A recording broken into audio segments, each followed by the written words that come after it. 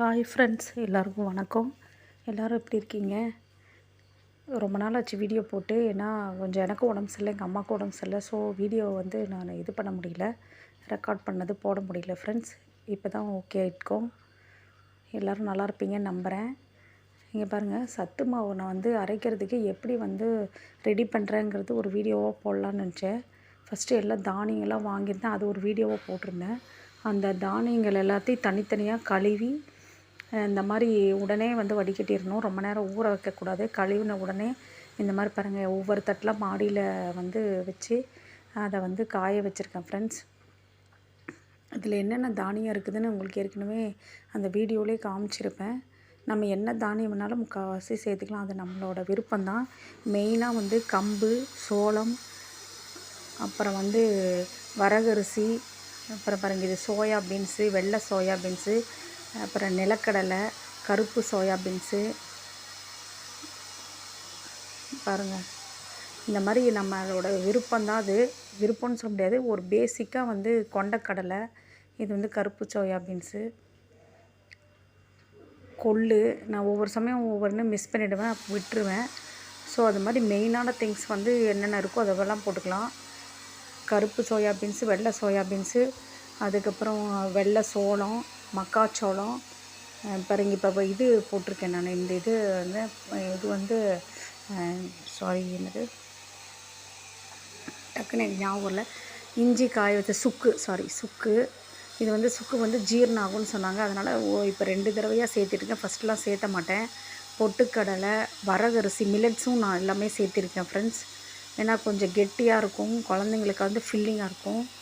பாசிப்பயிறு, உளுந்து வந்து கொஞ்சமாக சேர்த்திருக்கேன், நிறைய சேர்த்தலை. பொட்டுக்கடலையும் சேர்த்திருக்கேன் நிறையா. ஸோ எல்லாம் இந்த மாதிரி ஒரு வடிகட்டி வாங்கிக்கோங்க. பாருங்கள், இந்த மாதிரி வந்து ஸ்ட்ரெயினர் எல்லார் வீட்லேயும் இருக்கும்னு நினைக்கிறேன். இந்த ஸ்ட்ரெயினரில் தான் நான் வந்து உடனே கழுவி உடனே இதில் வந்து ட்ரைன் பண்ணி இதை வச்சுருவேன் நான். அப்போ வந்து உங்களுக்கு ஊறாது. நிறையா ஊறினா ஒரு மாதிரி ஸ்மெல்லாக இருக்கும், காயறதுக்கும் கஷ்டமாக இருக்கும். ஊற வச்சு சில பேர் வந்து இந்த முளைக்கட்டி பண்ணுறாங்க. நான் அந்த மாதிரி ஒரு தடவை ட்ரை பண்ணேன் ஃப்ரெண்ட்ஸ், முளைக்கட்டி. பட் என் பையன் சுத்தமாக தொடவே மாட்டேங்கிற, ஒரு மாதிரி ஸ்மெல்லாக இருக்குது அது. ஸோ அதை வந்து சாப்பிட்றதுக்கு சேவ் பண்ணி வைக்கிறதுக்கும் நல்லா இல்லை என்னை பொறுத்த வரைக்கும். பட்டு வேறு ஏதாச்சும் மெத்தடில் இன்னும் ட்ரை பண்ணலை. யாராவது ட்ரை பண்ணிங்கன்னா சொல்லுங்கள் ஃப்ரெண்ட்ஸ். பட்டு இப்போ ரெகுலராக நான் இப்படி தான் பண்ணிகிட்ருக்கேன். இந்த தடவை வந்து சிகப்பவுலும் சேர்த்திருக்கேன் கொஞ்சம். இதை ஃபஸ்ட் டைமு. இந்த மாதிரி யாராவது சொன்னாங்கன்னா அடிஷ்னலாகவும் நம்ம சேர்த்திக்கலாம், அது ஒன்றும் தப்பு இல்லை. எது வேணாலும் சேர்த்திக்கலாம். மெயினானது எல்லா தானியங்களும் இதில் வந்துடும். பாருங்கள், எல்லாத்தையும் வந்து இப்படி கழுவி ஒரு 2-3 நாள் வெயிலை பொறுத்து, நல்லா வெயில் அடிச்சுன்னா ஒரு 2 டேஸ் போதும், நல்லா காஞ்சாலே போதும். இல்லை 1 டே கூட போதும். காலையில் நீங்கள் வச்சிட்டிங்கன்னா 1 டே பதிலாக 2 டேஸ் வச்சா இன்னும் நல்லது. 2 டேஸ் வச்சுக்கோங்க. இந்த மாதிரி காய வச்சு எடுத்து வச்சு இது ஒவ்வொன்றாமே தனித்தனியாகவே வறுக்கணும். ஒட்டுக்கா போட்டு வறுக்கக்கூடாது. அதை வறுக்கிற பதமும் இருக்குது. இது பாருங்கள், நான் வந்து இது வெள்ளை சோளம் போட்டிருக்கேன். இது எல்லாம் சோளம் போடும்போது மெயினாக வந்து அது வந்து சோளம் வந்து கொஞ்சம் பொரிஞ்சு வரும். இந்த பொறியாக வரும், உங்களுக்கு தெரியும்னு நினைக்கிறேன். கொஞ்சம் காமிச்சிருக்கேன் சில தானியங்களை. இது பொரிஞ்சு வரும்போது பாருங்கள், அப்படியே இந்த பொரி இருக்கு இல்லைங்களா, அந்த பொரி மாதிரி இருக்கும் பாருங்கள், வெடித்து வெள்ளையாக தெரியுது பாருங்கள். அந்த பொரி மாதிரி இருக்கும் ஸ்டேஜில் நீங்கள் அதை எடுத்துடலாம். அதுக்கு மேலே நீங்கள் வறுத்திங்கன்னா நல்லா இருக்காது. ஸோ ஒரு லைட்டாக கொஞ்சம் சிகப்பு வரும்போதே இந்த பொரி வந்து பட்டு பட்டுன்னு வெடிக்க ஆரம்பிக்கும். ஸோ அதான் பதம். வெடித்ததையும் அதை எடுத்து வெளியே வேறு தட்டில் மாற்றிக்கோங்க. இதே மாதிரி ஒவ்வொரு தானியமும் ஒவ்வொரு இது இருக்குது.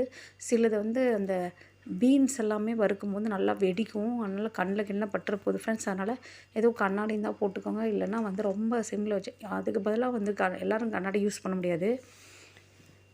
நீங்கள் வந்து என்ன பண்ணிக்கலாம்னா, ஒரு மூடி போட்டு லைட்டாக மூடி வச்சுக்கோங்க. ஃபஸ்ட்டு வந்து எல்லாமே வந்து கொஞ்சம் ஹை ஃப்ளேமில் கூட வச்சுக்கலாம். அதுக்கப்புறம் போக லோ ஃப்ளேமில் வச்சுக்கோங்க. ரொம்ப ஹையாக வச்சிங்கனாலும் அது கருப்பாயிடும். ஆனால் மீடியமும் மாற்றி மாற்றி வைக்கணும். ஃபஸ்ட்டு ஹை வைக்கணும், அப்புறம் லோ பண்ணிக்கணும், திரும்ப லைட்டாக இது பண்ணணும். அந்த மாதிரி வந்து மாறி மாறி வச்சுக்கணும் ஃப்ரெண்ட்ஸ். இது பாருங்கள், வெள்ளை சோளம். அதுக்கப்புறம் இது வந்து இது காமிக்கிறது வந்து இது பாருங்கள், சோயா பீன்ஸ், வெள்ளை சோயா பீன்ஸ்.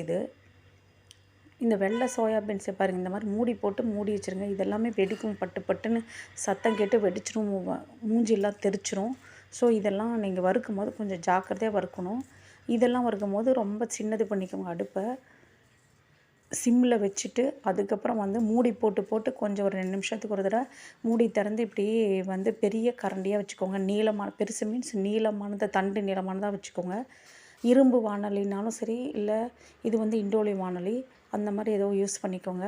பாருங்கள் மூடி போட்டு போட்டு ஒரு 2 நிமிஷத்துக்கு ஒரு தடவை எடுத்து எடுத்து இப்படி பார்த்திங்கன்னா வெடிச்சு பாருங்கள், வெடிச்சிருக்கும் இந்த மாதிரி. இதுதான் பதம்.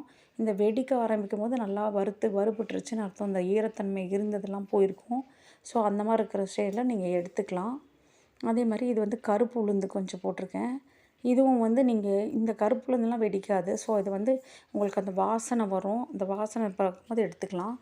அதே மாதிரி இது வந்து பொட்டுக்கடலை வந்து ரொம்ப சீக்கிரம் வறுத்து போட்டுரும். அதனால் இதெல்லாம் ஹை ஃப்ளேமில் வைக்காதீங்க, ரொம்ப லோவில் வைங்க.